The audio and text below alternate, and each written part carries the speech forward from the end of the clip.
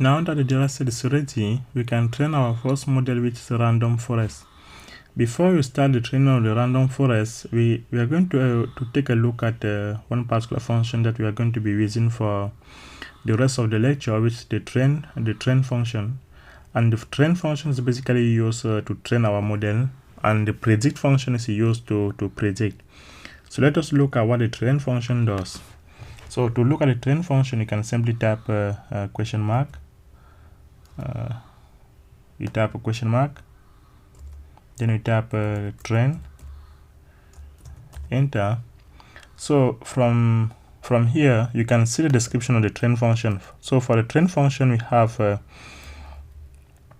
some parameter here. We have x, and we have the data. We have the method, which is a particular method that you are going to be using. In this case, since we are training the random forest, the method will be the RF, which stands for random forest. You can decide to get the accuracy, the matrix of accuracy, which is the accuracy matrix. And one thing that we are going to examine here is the TR control, this parameter, which is TR control. You can see from here. So the TR control parameter, and this TR control parameter use the train control. So we are going to see how to use the train control. So let us go down and look. So first, you have to notice that the TR control use the train control parameter. So when you go down, you look at if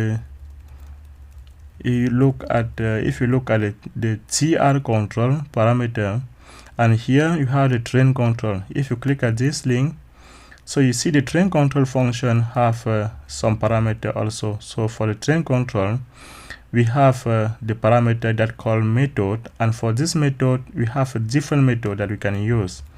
So here you have a different method here. So the question is which one is the best and which one have a better accuracy.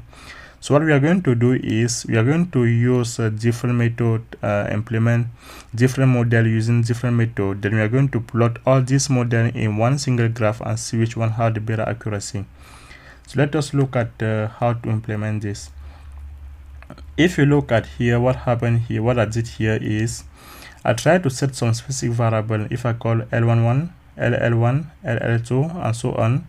So for each of these, I keep the same parameters. For search, I use the same argument, which is a random search. There's a different method of searching. Let us look here. So you can use the random search or the grid, but I use the random search here. So if you use the random search, you can keep this same parameter intact. Then you can change the number of I think the number of repetition, number of resampling, okay, or iteration. So I keep the number of resampling to 10. I have the same number of resampling here for every parameter of the train control. So the only thing that I change here is the method. So since we have a different method here, I use one variable for each of these. So for the boot, for instance, I use LL1. For the boot 632, I use LL2, and so on. So what I'm going to do, since the predict function called the train,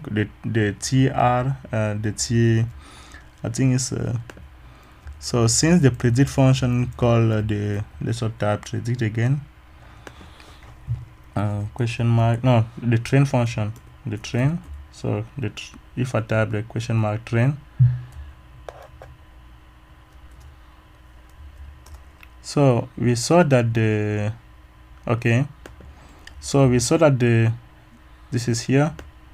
We saw that the TR control called the train function. So in the predict function, in the training process, I'm going to call this function. Then for to call the train control, I call this train control, and then I assign to L11. I call the train control assigned to LL2, and so on. So for each of these, I'm going to run one particular model. So since this take a lot of time to run, what I did, I run it already, so it's on my memory. So what you can do, you can copy the same thing as this one, just copy this, but the only thing you have to change is change different value of the method. So, and you can check the different value of the method at this particular level. When you go to the TR control, then you click on train control, and you go to method, you go down to method. This is the good thing with R, you can see almost everything on the description. So for the method, you have a different method here, so you replace for different method and you run it and see. So I call this L11, L22, LL2, and LL3, and so on, all up to LL12. So it's changing only the different method. Now using this different value of the train control, I'm going to run different model. First, let us look for the first model. For instance, if you look at the I call this model mode boot, just using, meaning that I'm using the boot method. So to train the model, I call the function train. Then I want to basically predict y based on all the explanatory variables. So you can just represent it by y, then you put the sign, then the dot, then you add the comma, then the data set. I'm trying to use the training data set to train my model. Then the method in this case, you are dealing with the random forest, so the abbreviation is RF, stand for random forest. And for the prediction, I want to have the matrix of accuracy. That's why I put the matrix equal to accuracy. Then the TR control, we saw the TR control call the train control method. So for the train control method, if you go back here, what I'm going to do, because I'm dealing with the first method, which is the boot, what I'm going to do is I call this method. So I call it LL1, which is use the boot, as you can tell from here. This is the boot method. So what I'm going to do, I call the TR control, then I call the LL1. LL1 stand for this one. So it's the same as, because I don't want my code to be messy, I can simply type TR control equal to, then I put all this at this location. So I replace LL1 by all this expression from here to here. So but basically what I did, I just put like LL1 to represent all this expression, so I can call it here using the LL1. So I do the same thing for the different methods. So this is my first model, I run the second model, the third, and so on. So for each of these, I run one model with a different name. So basically you can tell that for this I have a BOOT, for the second one I have a BOO632, which is this model. So I use LL2, and you can tell here you have LL2 for the TR control. So basically for each of them, I construct one particular model. Then at the end, you can run this, because I already run this, since it's going to take a lot of time to run it. Some of them take some time to run it. I already run this. So what you can do, you just copy this expression and change this TR control, and you assign different value of the TR control here.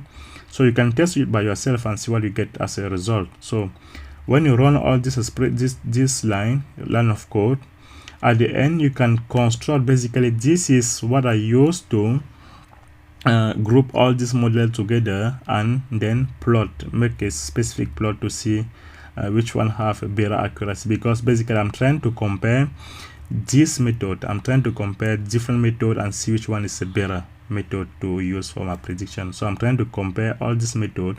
So to do so, I implement different model using different method, then I plot all this model and see the matrix of and see the accuracy of the prediction, see which one have a better accuracy. Then therefore I can select that method as the best option for my prediction. So we go down, and I assume that you run all this, you have to run all this code. Basically you can just copy this and run.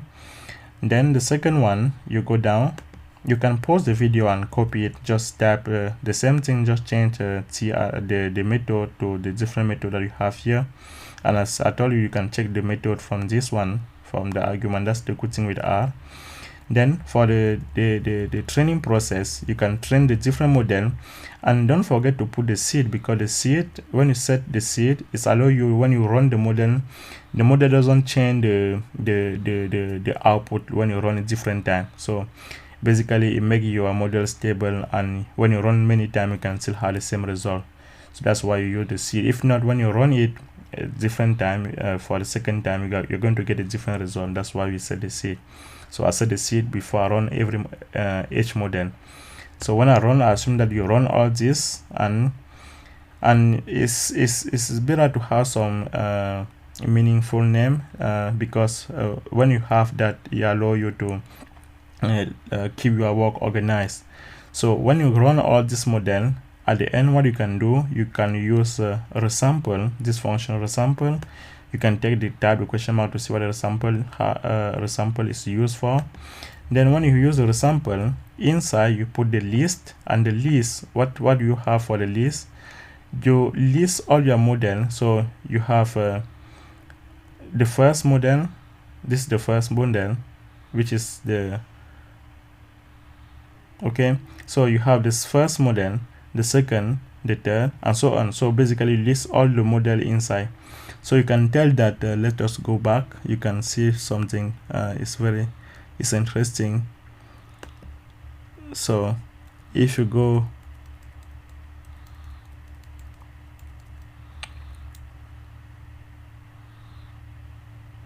basically you use a different, you put inside here, you put the different model. Like if you look at this, for instance, for this method, you have what's the name of the model? Okay, this is the name of the model. I just use some of them. So this is the name of the model, and it is here. For art symbols, I have the name of the model. So basically you put if you look at here, okay, for if you look at adaptive CV, for instance, but I didn't use adaptive CV here. If you have a log, okay, if you have LOCV is here, LOCV is here, okay. If you have LGOCV is here. So for the LOGCV, the model is model LGOCV. So for each of these parameter, you assign to that the model that match to that parameter. So for the boot, for example, the first model was boot model, which is, I think it's up here. So this was the first model, and we used the boot method. So you have the method, which is the boot, and the more equal to the model. For the second one, we had the method is this method, and the model is this, because you use you can check here that we use the LL2, and the LL2 use this method. The LL2 stand for what we have here up here. So this is the LL2, and the method is boot 632. So if you go here, you see that the model boot 632, and this use train control, TR control use LL2. So which is for the train control, this case, and the method is boot 632. So basically I refer the name of the model with the method that we use for that model. So let us go down and see now how to do the plotting. So when you go down, you look at the plot. The plot, basically here you have the boot, which is the method, and you put the model, you put the method equal to the model, and so on. So you do the same thing for different cases. So this is the method, and the model that implements this method is this model, and which is the model that we implemented here is somewhere in our model here. Okay, this model. So I just picked for some of this, and let plot the result. So if you can plot, you can put different model here, and for each method you assign the model, then the result you put it in this form. So when you look at this, So now I can do the summary. So basically I'll put the result assigned to this the result. So resample, you can type question mark resample, then I put the list, and for each name of each method I assign the model, and so on. I separate with the comma. So you just copy this and view the same thing. Then I do the summary of this. So the summary of this result. So when I do the summary of the result, you can see that we have some information here. There's no missing value, the median, and so on. But this is not very useful. What's more important is the plot. So let us look at the plot and see what we have for the plot. So now if I do the dot plot for this result, so what I have is, let us run this and see. So we have this. So you can say that for the accuracy, this method had the better accuracy. So what you can do is, I think that method take a lot of time to run. You can use that method to run if you have enough time. But I think the one that I use for this class is the following one. This is adaptive boost, which is the second one, adaptive boost. So you can see that for the train control, if you use the method adaptive boost, this is LL12. So what I'm going to do, remember LL12, you use the adaptive boost. I said that this one is the best one, but it takes a lot of time to run. So if you have enough time, you can run with this. This have better accuracy than this, but I prefer the second one, since we are dealing with the time here. We're trying to make our life easier and save some time for computation. So I prefer to use this so that we can save some time and move to something else. So you can remember we use the LL12, and the method here is adaptive boost. So I pick this one, adaptive boost. Now I can go down and just replace. So in my final model for the random forest, I'm going to use this LL12, which use the adaptive boost, and we can see that here this have maximal accuracy. So we go down. Now that I'm going to construct my final model. So this is my final model, the best sampling method. So what is this? Okay, we don't need this. The best sampling method. So for LL, I call LL12. We saw that LL12 use adaptive boost, and as specified above. So now I can train my final random forest model. So random forest model equal to a train. We use the train function. I want to express, I want to predict y based on all the explanatory variable. So I put y, I put the sign, I put the dot, meaning that I want to predict y based on all the rest of the variable except the y. So, and data set, for data set using on the training process, I use the training data set.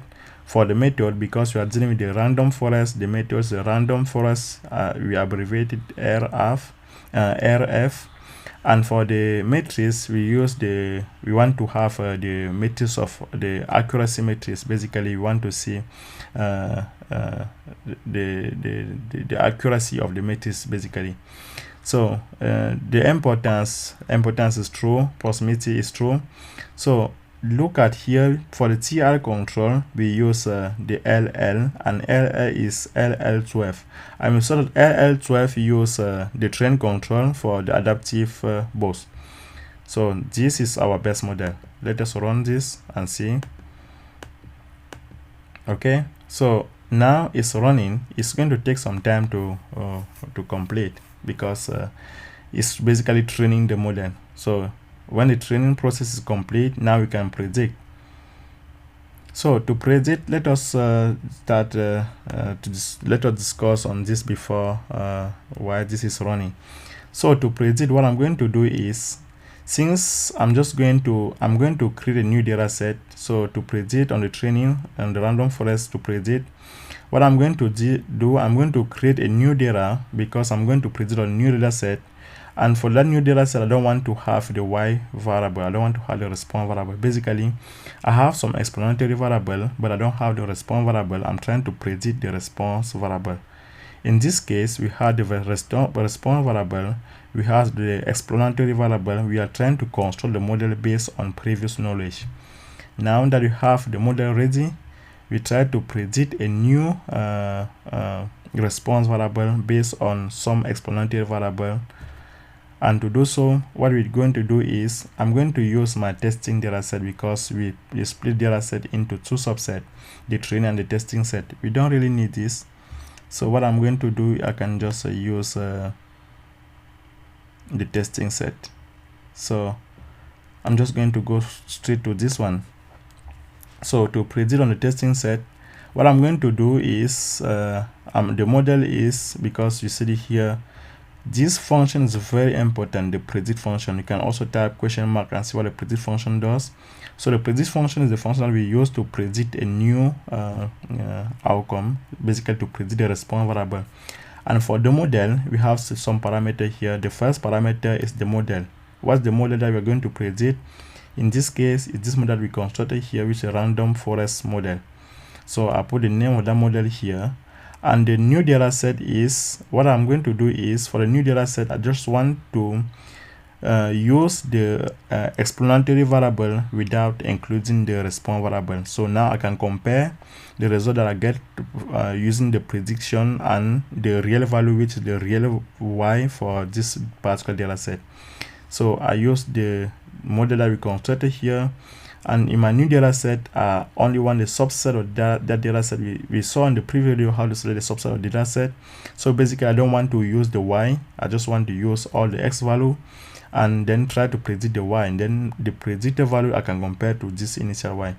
So this I select, then I exclude the response variable in this data set. So basically, in the testing data set, I want to remove the y variable and then try to predict a new y variable and compare to the original y variable. So let us run this and see what we have. So this is ready. So basically, we predict, when you predict, if you look at this, there's one particular trick here.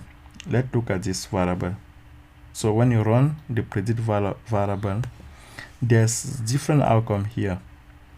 So if you take a look at the that was the variable, okay.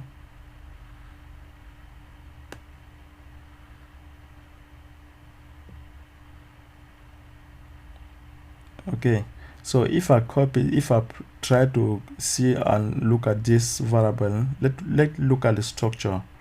I think the structure is more appropriate. If I copy this,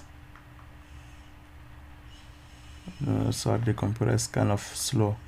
So if I copy this and type, for instance, structure, as usual, we know that the structure, we can use the structure to tell the structure of str. Okay. So you can see that we have some numbers here. But look at this. If I try to run only str, you will see that we have a different kind of result. It's a little bit strange, but it's normal. So when you look at this data set, you see that we have some number here. Now, what I'm going to do is, when I use the predict value, predict, the type is there. So for this first, I predict on the testing. So this is the predicted value. But if I use the probability, for instance, so when I predict this, if I run now this expression, because I also need a probability, I'm going to explain why we need this probability later. So it's going to be useful at the last minute. So when I run this, if you run this expression, what do you have? You still have some number here. Now let us go back and check. So what I'm going to do here is something, it's a little bit tricky. So I pick only the 1. If I pick the 1, let's take a look at something here. If I tap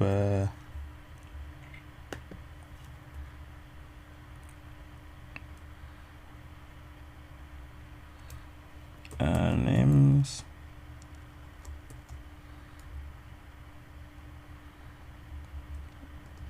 Okay, no name. If I type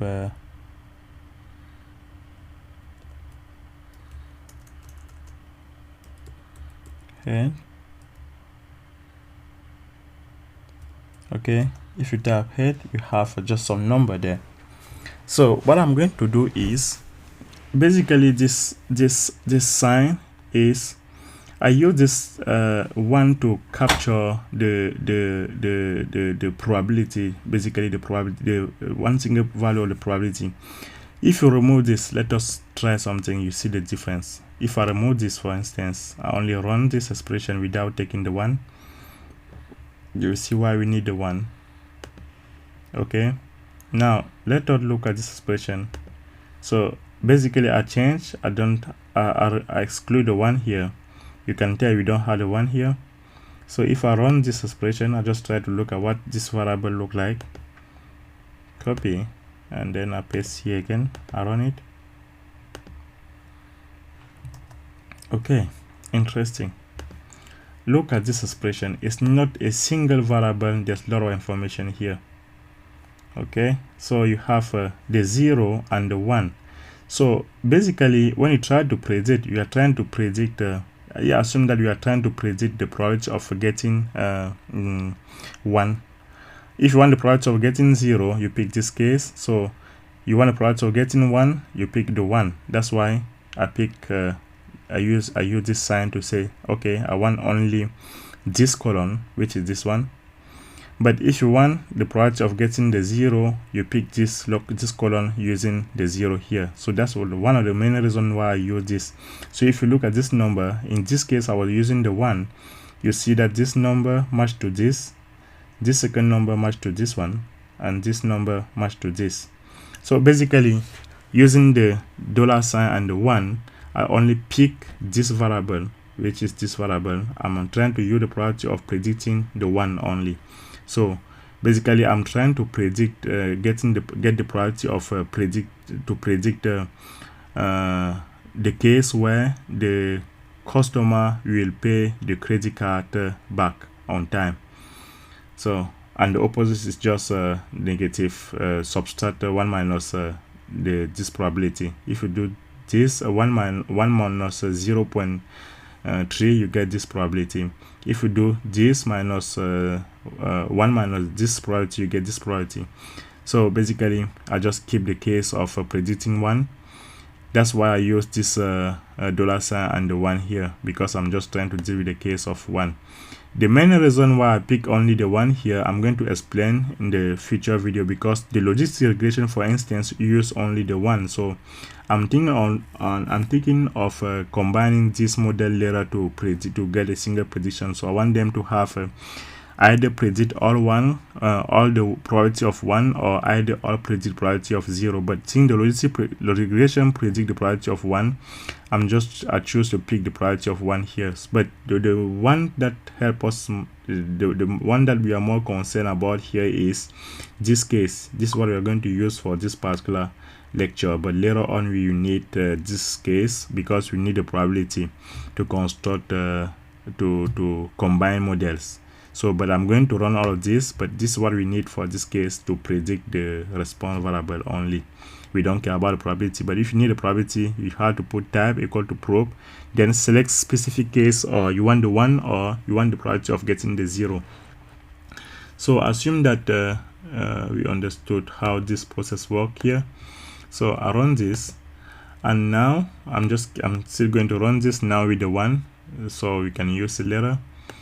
And now I can compute the confusion matrix.